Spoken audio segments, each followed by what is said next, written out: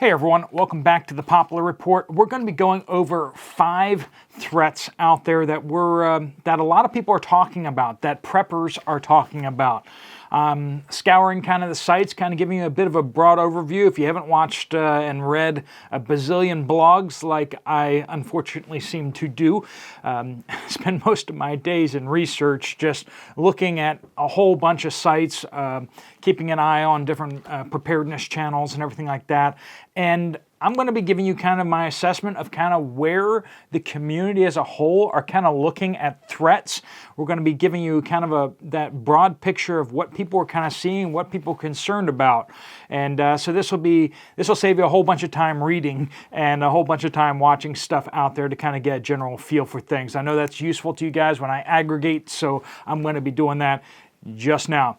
This video is brought to you by Genesis Gold Group, so if you're looking to move retirement funds over to physical gold, physical silver, now's a great time. If you talk to Jonathan and the team at Genesis Gold, they are waiving startup fees to move an IRA or 401k over to a gold IRA. So if you want to do that, give them a chat down in the description down below.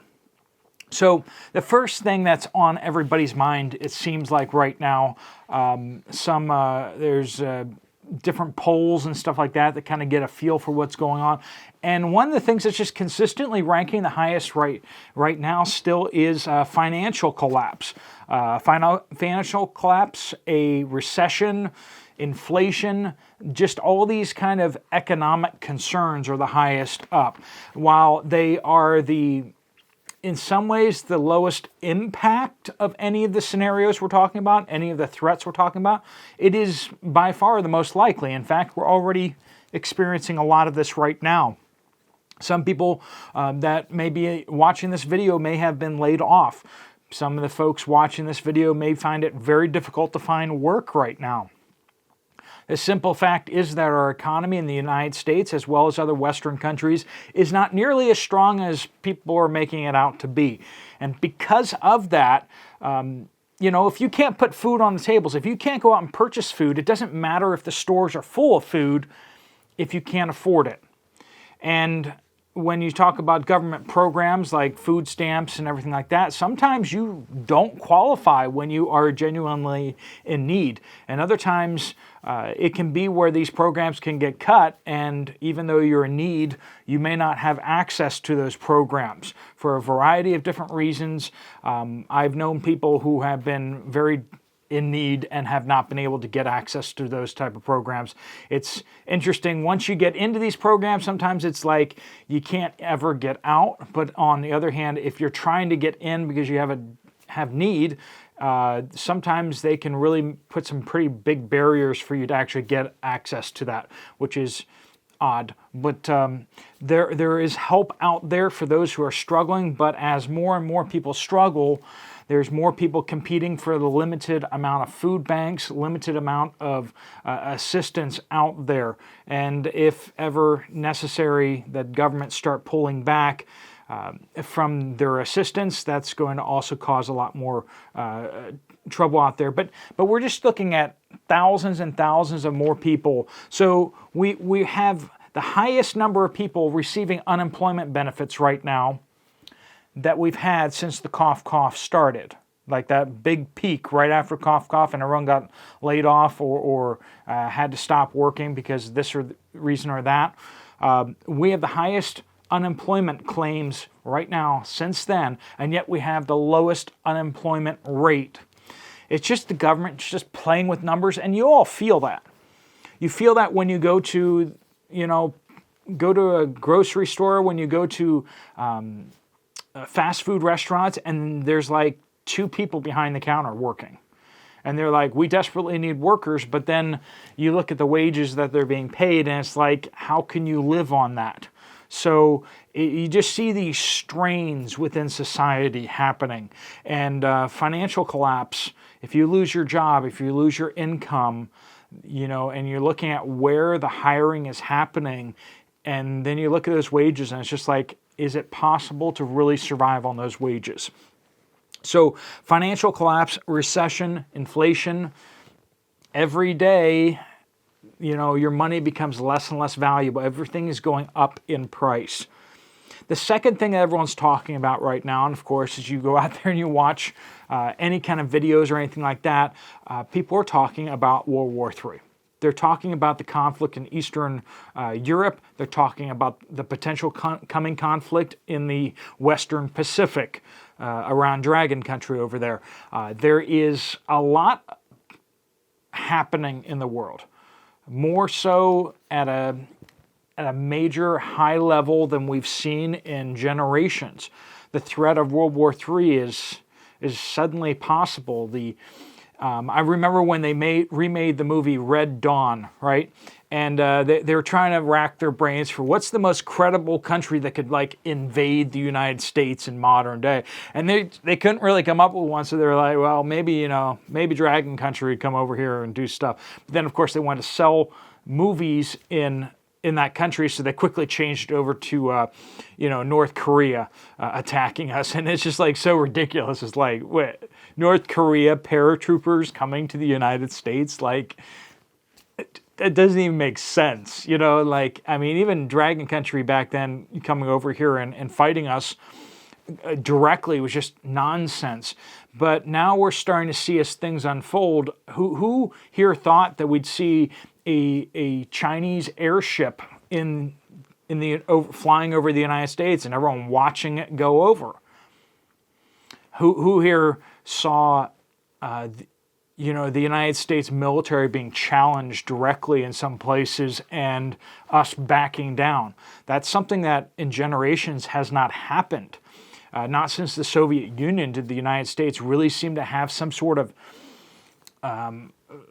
threat out there that we were afraid of. And now it seems like our military is absolutely giving way to some forces and militaries out there. And so World War III is not only a danger of happening, but we are much more vulnerable than we've ever been for generations since the Soviet Union. Number 3, the food crisis out there. And this is partially drought driven. We've had some bad harvests, and places around the world have had some really bad harvests. I'll be heading next week to Kenya, where the Horn of Africa, the Eastern Africa, has experienced tremendous drought in Somalia, Ethiopia, and Kenya. They've been devastated in their harvests over there. They've had to import pretty much all their food because things aren't growing because it's just not raining over there. We're seeing bad droughts over China. We're seeing just in other places in Argentina issues with growing. Brazil's getting too much water and Argentina's not getting enough water. And we've seen issues over the United States with the corn harvest this past year. So we're seeing weather being an issue, the climate out there, but then we're also seeing other issues like deglobalization. We've gotten to the point where we're getting strawberries from who knows where, and we're getting bananas from other countries. We're getting so much food from other countries and all over the world. Then suddenly we start realizing that we can't be depending on these supply chains that are coming from very far away. And so as we started to try to localize production of different items, not just food items, but manufacturing, machining. Where do the machines for the factory lines come from? The fact that we have one factory in the world that's making whatever widget out there that keeps all these other factories all the way around the world functioning. And if that one factory has something happen, or the shipping of those parts going to other factories suddenly takes all sorts of factories offline, that's a threat to the global ecosystem, right? And so as we deglobalize, there's more and more inefficiencies happening and mistakes are happening. And that's why you go to the store and you're seeing more holes. Where you're like, where's that product? Oh, well, they couldn't get X chemical. You look at the back of manufactured food nowadays and there's like 100 different things that go into it, and they just can't get that one component, and suddenly they can't produce that variety anymore. So there's pepperoni up on the shelf, but there's no sausage. There's just all these kind of weird things happening out there because of deglobalization. But then we look at the bigger picture and there's just a lot less food out there. We're seeing the food stockpiles dwindling out there. We're not about to run out of food next week, but we are seeing that the food storage out there is slowly dropping. So food inventory of grains like rice, wheat. I've done videos on this showing you the numbers of how we have less grain, we have less rice, and I'm talking about the whole world, than we've had in years past. And it's been dropping the last couple of years. We've had bad harvests, and we're just taking what happens when we get to zero, what happens when we run out of food. So food crisis is number 3. Number 4 is what everyone's talking about out there, non-cash, a non-cash society, or the CBDC, central bank digital currencies. Basically the idea that the government doesn't like you being able to have private transactions with people with cash where you have some privacy. They want to know everything you're doing with your money, and they want to be able to approve or disapprove transactions. They don't like certain transactions, so they want to stop those. So they'd like to just put a hold on that and be like, no, you guys can't transfer money because we know what you're up to. You guys are doing something nefarious like having free speech or buying boomsticks or whatever it is that they don't like, whether you're tipping somebody on the YouTubes or whether you're, they're just trying to disrupt everything that they don't like. They want to literally be able to censor you if you say something or do something that they don't like. They want to be able to flip a switch and turn off all of your income.